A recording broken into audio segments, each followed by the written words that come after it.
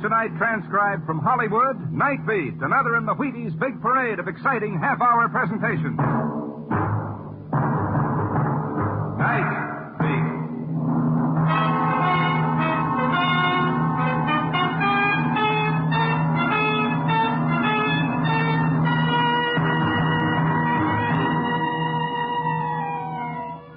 Hi, this is Randy Stone. I cover the Night Beat for the Chicago Star. Stories start in many different ways. And sometimes when you pick up the threads of a yarn and start putting them together, you find you've woven yourself a shroud. Night Beat, starring Frank Lovejoy as Randy Stone.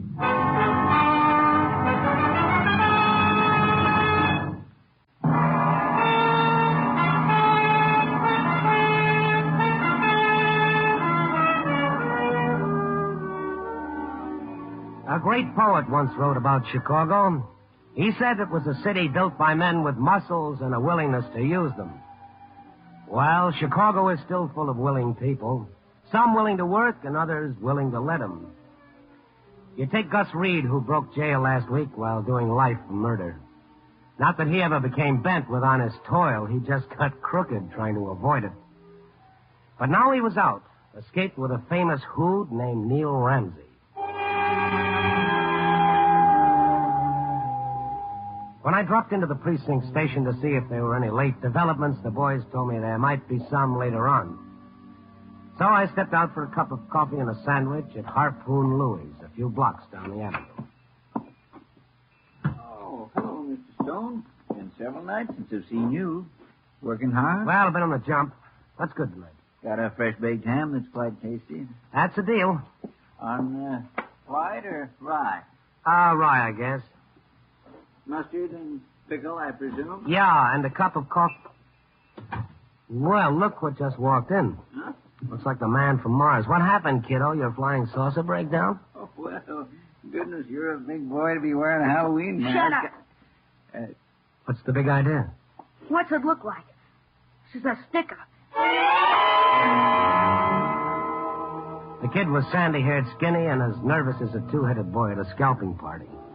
A mask covered his entire face, a fantastic false face with a couple of rubber antennae quivering over the eyebrows. Very amusing, until you looked down and saw the .38 in his fist. All right. You, behind the counter. Open the cash register. And let's have it, quick. Well, all right. Easy with that gun, kid. Shut up, Neil. Empty your pockets. Anything you say. Easy on the trigger. There you are. All right. You behind the counter. Just lay that money on the showcase. It isn't worth it, you know, son. I'll just take that. As the kid stepped forward, his eyes on the money, I lunged swinging. He whirled as my fist smashed against his wrist. The gun hit the floor, and I snatched at his mask, ripping off a corner as the elastic snapped. He jerked away, tripping me as I grabbed him. I fell. The last thing I remember as my head hit the radiator was his white face as he jerked open the door and darted out. Help! Please!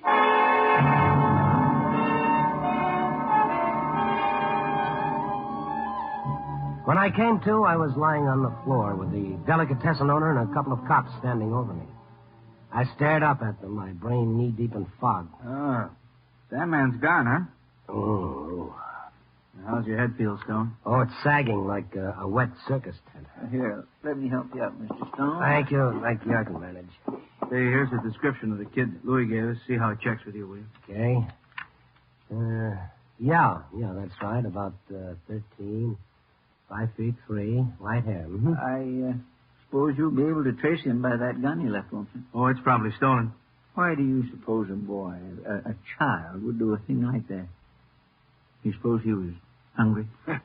Those little rats are just born mean, I know. But all this juvenile delinquency we've been having lately, can't something be done? The only answer is treat 'em rough. Got to be twice as hard as they think they are. Well, tombstones are hard, too, officer, but they generally have a good word or two for the people beneath them. Okay, Mr. Stone. After what happened to you tonight, I'll leave it to you to find a good word for 'em. Well, heaven help us if we don't. Come on, Joe. Be at Detective Headquarters first thing in the morning, will you, Louis? Yes. Well, I suppose I'd better make a report to my insurance company. Oh, what's this? What is it, Mr. Stone? You find something? Yeah, a piece of the kid's mask. Tore it off when I grabbed him. Police must have overlooked it lying there on the floor. Well, it doesn't matter, I suppose. No, maybe not, but it's the part that has the price label stuck on the inside. Oh? Yeah, with the name of the store printed on it. Eddie and Mabel's, refreshments, toys, novelties. Louie, where's your telephone directory?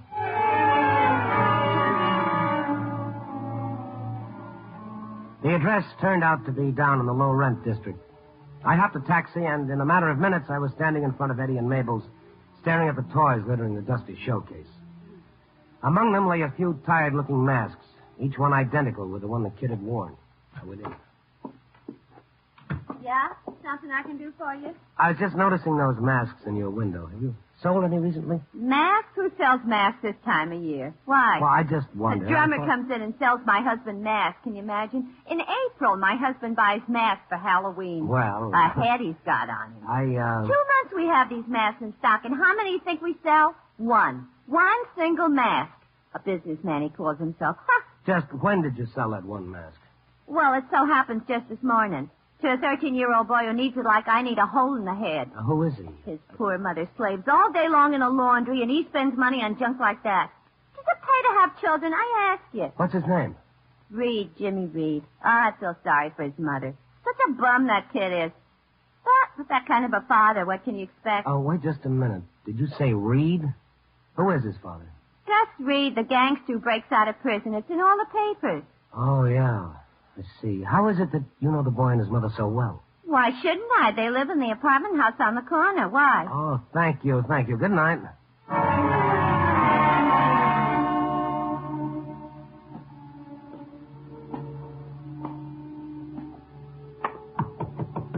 I could have sworn that I'd heard dim voices as I'd approached the door of the Reed apartment, but now there was nothing but silence. The silence of an enemy holding his breath.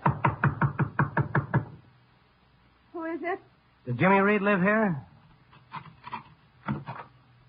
What's he done now? Are you Mrs. Reed? Yeah. Are you from the police? Oh, no, but I'd like to see him for his own good. Well, he's not here now. If he'll come back tomorrow, Look, lady, if I go now, I'll be back with a cop. Let him in, let him in. If it's so important. Come in, pal.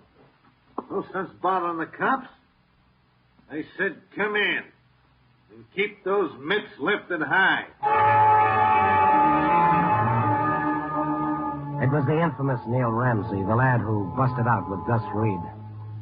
He stepped from behind the door, lean and dark, his mouth grinning, but his eyes as cold as rigor mortis. Eyes I'd seen staring from many an FBI poster and Rogues Gallery album. And behind him, the heavier, red-eyed Gus. Well, what are you waiting for? Come on in. Okay, Gus, I'll go along with the crowd. Those guns you've got look like a big crowd to me. Hey, Pop, that's the guy who jumped me at the delicatessen. Hi, Jimmy. The boy made a slight mistake, Gus. He didn't keep his eye on the sucker. You and your lousy $2. I would have done all right if you hadn't stuck your big fat nose in. Yeah, not much of a teacher, are you, Gus? But then I don't suppose I can blame you. You never had nerve enough to stick up anybody yourself. You shot him in the back and then robbed him. I ain't got nerve, huh? Show him, Pop. Gus, don't. Please don't needle him, mister. He's been drinking. Yeah, I know. Whenever he gets into trouble, he tries to pull himself out with a corkscrew. You can't do it, Gus. He said Papa's yellow. So I'm yellow, huh? Oh, sure. You're a colorful character, Gus. A red nose, white liver, and a yellow streak. Yellow. Huh? Don't try it, Gus. Shoot, and you'll get the chair this time. Keep your hands up. Yellow, huh? Gus, no! Oh, show you. No! His gun butt cracked against my skull, and I staggered backwards, tripped over a constellation of stars, and fell into darkness. Why did you do it? Why did you do it? You killed him! Killed him!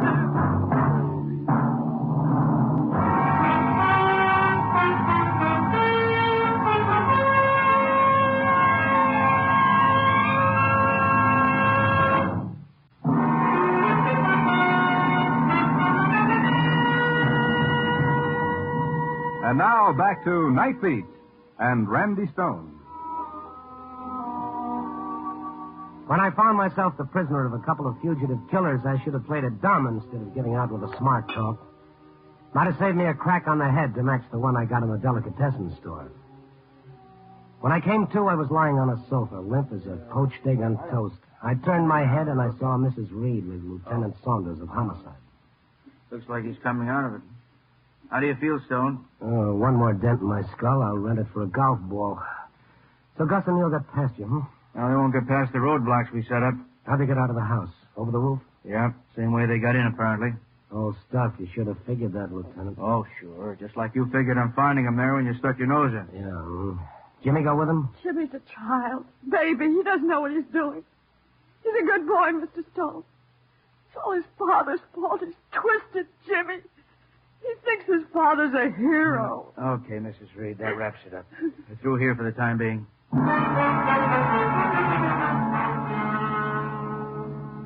After Lieutenant Saunders and his men left, I tried to get the answers to some questions I'd missed. For instance, why had Gus and Neil come here? What did they want? Food, liquor, money. They took everything I had. Have any idea where they might be heading? I only wish I knew. Well, Gus broke out a week ago. If this is the first time he's been here, there's a chance he's been laying low in a hideout, probably just outside of Chicago. I don't know. Mrs. Reed, do you think Jimmy's known about the hideout? Has his father been in touch with him this past week? I don't know. He's been acting so strange. Mm-hmm. You think Gus could have contacted him before he broke out? Or that Jimmy might have known in advance? Well, how could he? Did he see his father in prison lately? No, not lately. Uh-huh. Gus write him very often? No, not nearly as much as Jimmy wrote him. He kept his father's letters? Oh, of course. Kept them like they were treasure. Can you get them? I'd like to look them over. I'll see if I can find them.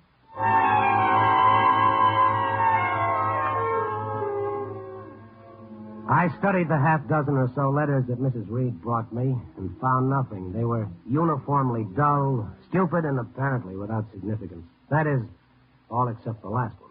Jimmy got it a couple of weeks ago. Read it. Be a good boy and don't get mixed up with the old lakeside gang or the bunch at the tavern. Abandon the road to evil. Doesn't sound like Gus, does it? Kind of getting good with the prison censor, that's why. Putting on that hypocrite. Uh-huh. I get homesick off and on. Your accident on the Compton Highway was tough. Yours truly, your own man. Compton Highway? I don't know what Jimmy told him, but he certainly didn't have any accident. What about the lakeside gang? Oh, I never heard of it. This bunch at the tavern he mentioned. Well, I tell you, it doesn't make sense. Jimmy would have told me if there'd been any trouble. I know he would have. Abandon the road to evil. No, you're absolutely right, Mr. Reed. Doesn't make sense. I held it up to the ceiling light, and there it was. Pinpoints of light gleaming through 8 words in the letter. What is it? Does this make any sense to you? Old Lakeside Tavern, abandoned road off Compton Highway. Lakeside Tavern. Of course. Gus used to work there. When? Years ago. It was a beer parlor. On an abandoned road? Well, it wasn't then. They built a shortcut later that bypassed it. The place was condemned. Well, I'd better be going. I'm going with you. On our hold? You can't stop me. Jimmy's there. We don't know that. Well, if that's where they are, he's there, and I'm going. Now, look, the best thing that we can do is go to the police and tell them No, Mr. Stone, please. They'll be shooting. Jimmy will be killed. As long as he stays with... Even if he isn't, if he's arrested there, it'll make things worse for him than they are now. Please, Mr. Stone, let's do it my way. But what? What can you do? Well, get him away from there first before the police come. Well, I'll probably regret this, but come on.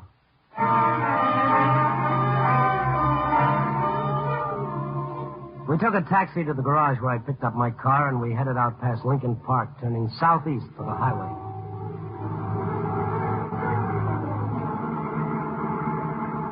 You sure we turned off at the right place? Oh, yeah, I'm sure. This is part of the old road. There. There it is, the tavern between those trees. Oh, yeah. Uh-oh. What is it? Thought I saw a light in one of those windows. Oh, I didn't see anything. Now, look. We passed a filling station about a mile back down the road. Be much better if we went back and buzzed the state highway. Oh, no. And what are you doing? Hey, wait! Jimmy! Jimmy! Look, you want to get us killed? There's nobody here. All right, let's get back to the car and get out of here. Wait. What are you doing? I'd like to take a look inside. Why? Well, they may have been here and gone. Please wait. We might come on a clue. Everything comes to him who waits, including a hearse. It's unlocked. Now, let's get a match going. Okay, let's go in and watch out for snakes. Look, you in the neck. Well, I was afraid we'd find a snake in here. Hiya, Neil. Stay right where you are, wise guy. What are you doing there in the dark? Waiting for something to develop? You know, that door with the moonlight behind you makes a very nice frame. I couldn't miss. Jimmy! Jimmy, where are you? Cut it out, sister. Okay, Gus, open up the lantern. We got him. Yeah. Gus. Yeah. Close the door, mister. So you found the place, huh? Gus. Well, I hope you're satisfied. Gus, where's Jimmy? What's happened to him? What's happened to him, she says. Here I am sitting with a bullet in my chest, and all she hollers is, what's happened to that dumb little punk? Gus. She sees me. Gus, where is he? Oh, dry up. He'll be back. I just sent him down the road for a can of gas. Where's your car? You think we'd leave it out in front? What happened to Gus? Who shot him? What difference does it make? This is one story you ain't covering, pal. There ain't no kibitzes tonight. You dealt yourself in, and your cards don't look good, pal.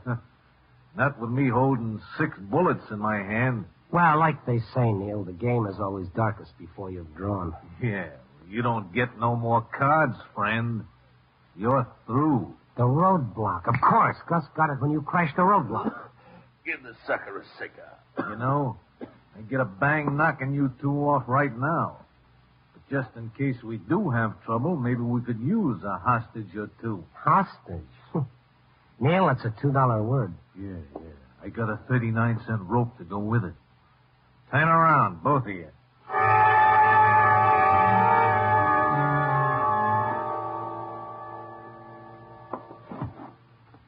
Well, I guess I'll hold you for a while. Keep him covered, Gus. As soon as the kid gets back, he can come upstairs and stand watch at the window while I come down and take over. Give you a chance to sleep. Yeah. And if they try anything, let them have it. I can handle it. Go on. Gus, I don't care what you do to me, but your son, your own flesh and blood. Shut up. Gus, please. Listen, Gus, all this time I've been saving, hoping to have enough to send him to college someday, and then you come back. College?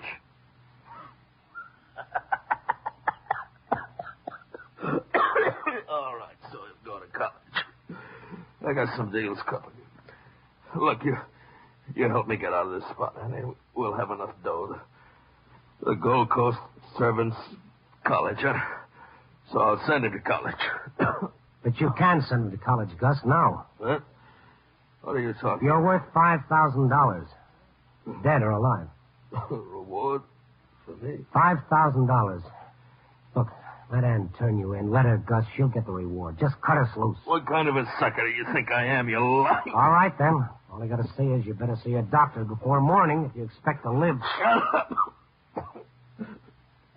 I'll dance on your grave, you creep.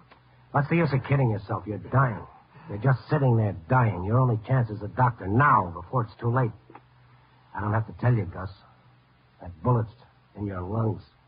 And when you start to go, it'll be fast. Nothing will save you. Go ahead and die, why don't you, now? No, look. Someone's coming. Jimmy! Ma, how'd you get here? Pa, did you have to tie her up? Hey, punk!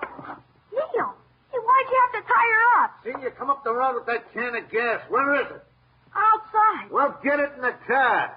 You hear? Make it snappy. Yeah. And when you're through, come on up here. Okay. Ma. It's all right, Jimmy. Jimmy, Neil will kill your mother. You've got to cut us loose. Oh, no. No, he won't. Everything will be all right, Ma. I gotta get to a doctor. You haven't got much time, Gus. I gotta get out of here. Jeepers, Pop, we can't. Maybe if I can get Neil to let me go for a doctor. A doctor won't do him any good here. He's got to get to a hospital. Yeah. But, Pop. But I'm dying. I can't lay here and just die. But, Pop, Neil said all the Neil roads... be hanged. He can burn for all I care. It's your only chance, Gus. Not only for yourself, but for your wife and Jimmy. The reward will help. Reward? What difference does that make to me? Look, I gotta get to a hospital. Look, I'll cut you loose. You gotta help me. Huh? Roll over. Right. Close enough? Yeah. Make a sound, you little rat, and I'll blast. Gus, he won't. There. Now your hands are loose. Give me that gun and the knife. Okay, Mrs. Reed. Oh. And now your ankles. Oh. Okay. You stand right where you are. Neil. Yeah, your partner. Neil Ramsey stood at the head of the stairs at the other end of the big room. I could barely make him out in the dim gloom, but you didn't have to spotlight his .45 to know that it was looking down at us. Drop the rod, journalist. He came down, crossed the floor, his face twisted in the kind of grin you see pictured on labels over the word poison. So you want to go to a hospital, eh, Gus? Neil, I can't breathe. And I can blame for all you care, eh? No, I didn't mean it that way, Neil. You want to go to a hospital, give up. They can't give you a worse sentence than what you got now, is that it? I wouldn't say anything, Neil. I With wouldn't. me, I burn when they catch me. Eh? But you don't care. That's okay by you, eh? I'm no good to you, Neil. Please. Please, Neil, don't do it. I wouldn't double-cross you, I swear. I Yeah, wouldn't you swear. I'm just looking at you, Gus. I'm wondering why an operator like me, who's supposed to have a few brains, ever tied up with a cheap, yellow... Pop's not yellow. What's the matter, punk? Does it suit Hank? Well, he'll tell you so himself. Go on. Tell him, Gus. Tell him you're a cheap, yellow lout. Tell him, or I'll... I'm a cheap yellow lout. Oh, please, Neil, please let me alone. I can't breathe. Please. You can't breathe, eh? Well, nobody that can't breathe belongs in any hospital. Neil. No. The place for him No. is the morgue. No. You butcher. You shot my pop. You shot him. I'll kill you. The kid flew at him, and as he wheeled to shoot, I put everything I had into a right that struck behind his ear with a shock that jarred me to my toes. Neil lay at our feet, sprawled out as cold as a witch's kiss. Jimmy stared down at him, the frenzy draining from his face. And something else went out of him, too. He turned slowly, and he stared at Gus's dead face for half a minute. Why did he do it? Why did Pop do it? To what, Jimmy? What to? They're yellow. Yellow. He turned yellow. Look, Jimmy, I know he was your pop, and it's tough, but without his gun, he was nothing. Nate would have turned yellow, too, if Gus had hit the drop on him. Without their guns, without having that advantage, they're all yellow, Jimmy, all of them. Begging for their lives and licking your boots and asking for mercy that they themselves would never give. People like that aren't heroes, kiddo. Takes a lot more than a gun to make a hero. A lot more. Jimmy. And you know what, Jimmy? You can be different. I think you have what it takes. Jimmy, dear. You'll be all right. Given half a break. I'm sure of it.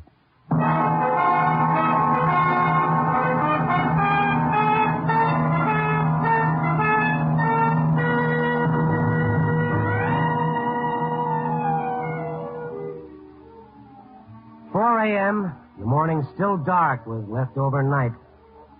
A few hours from now, Mrs. Reed will find out that there is no reward for Gus, that I lied trying to trick him into letting us go. But she'll feel better about it, maybe, when she finds out there is one for Neil, and $5,000 worth. So maybe Jimmy will have his chance for an education after all. That is, after we straighten out a slight case of armed robbery and aiding to escape convicts. This is going to take quite some straightening, but when it comes to kids, even at 4 in the morning, I'm an optimist. Well, so that's it. It isn't often life ties up a story with a rose-colored ribbon. Usually it just leaves the loose ends dangling. So, well, let's tie it up. Copy, boy.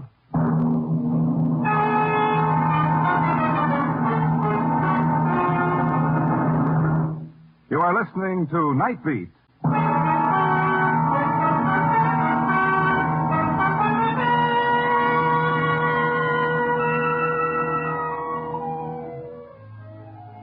Night Beat, starring Frank Lovejoy, is produced and directed by Warren Lewis and edited by Larry Marcus. Tonight's story was written by Irvin Ashkenazi and John Robinson, with music by Frank Worth. The part of Gus was played by Bill Conrad. Bea Benaderet was Anne. Others in tonight's cast were Jack Crucian, Sheldon Leonard, Jeff Silver, and Parley Bear.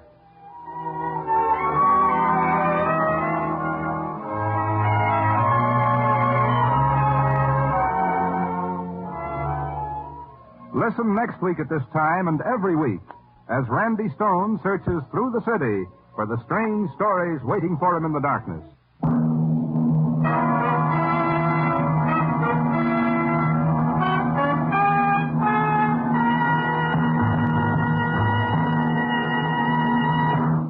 Night Beat came to you transcribed from Hollywood.